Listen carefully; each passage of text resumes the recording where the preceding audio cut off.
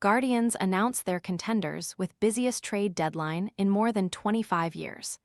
26 years since the baseball team in Cleveland made this many trips to the bank to withdraw prospects at the trade deadline.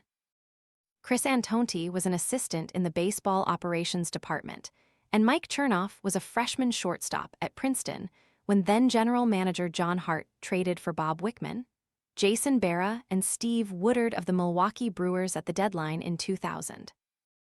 Hart also acquired David Segui and Cordero in separate deals that reshaped the roster in about 24 hours. Advertisement No single day of trading for the franchise has been that volatile since. Tired of constantly refilling your pet's water bowl?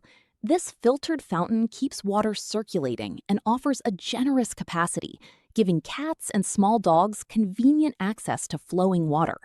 Want to get the best verified deal and see full details? Visit grabdeal.us/5 right now. Antonetti and Chernoff didn't have to relinquish a prospect as highly regarded as Richie Sexson to do it, either. Now, whether any of the 8 minor leaguers the Guardians surrendered this week go on to productive careers remains to be seen. But the point remains that this franchise saw an opportunity in a wide-open American League and seized it. Outside of Tarek Skubal and the Los Angeles Dodgers, who acquired more for less this week than the Guardians, while the rest of the league buzzes over Adley Rutschman heading to the Boston Red Sox, or the Tampa Bay Rays buying low on Freddie Peralta, or the Chicago Cubs acquiring Kevin Gausman, the Guardians quietly surrendered just one top 30 prospect and received 2 drastic upgrades to the lineup, plus an all-star pitcher and a reliever.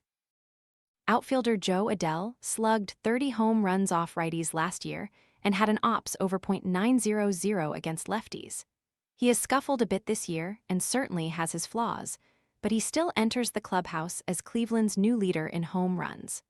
Nathaniel Lowe mashes right-handers and is an upgrade over Kyle Manzardo at first base. Foster Griffin doesn't overpower anyone, but he has excellent command and throws a variety of pitches. He should thrive in Cleveland's pitching-rich environment. There is no boogeyman in the American League this summer. The Rays are excellent and Peralta will help, but they aren't infallible. The New York Yankees failed to obtain a catcher and didn't address their bullpen at the deadline. The Chicago White Sox's biggest move was taking on a worn-down veteran in Luis Castillo. Teams like the Seattle Mariners and Houston Astros could threaten in October if they get to the postseason.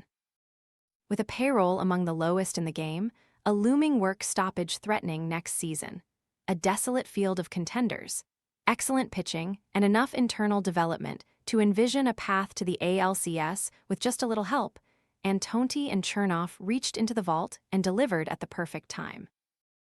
There's also the Jose Ramírez component. This organization owes it to Ramírez to go for it before it's too late. Ramírez, who turns 34 next month, hasn't enjoyed a typical season by his standards. I'm going to choose to believe it was a slow start coupled with the hamate fracture and not the beginning of his decline, at least for now.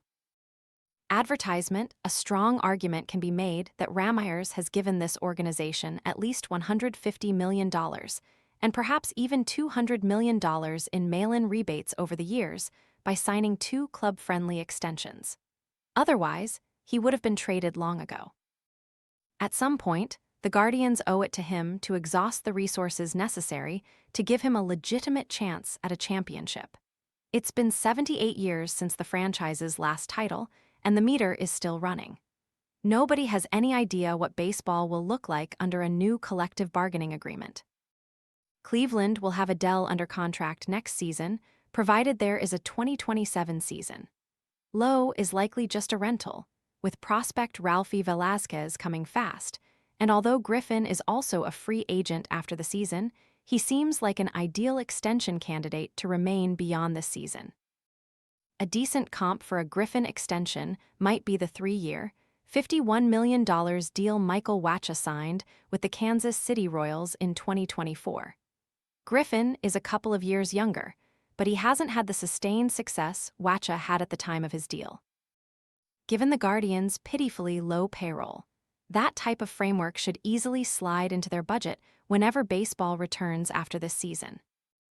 I've wondered for a few months if players like Griffin will have any urgency to get a new deal in place before the end of the season, given the unknown of what baseball could look like under a new CBA. Those are decisions for another day. For now, underrate this team at your own peril. The Guardians' biggest obstacle in October has always been an inability to hit home runs in the postseason. If the wheels stay attached for Stephen Kwan, the Guardians can consistently produce a lineup with legitimate threats in at least 7 slots in the order. That may not sound imposing, but this is an organization that has long been constructed on run prevention, and it will be again this fall.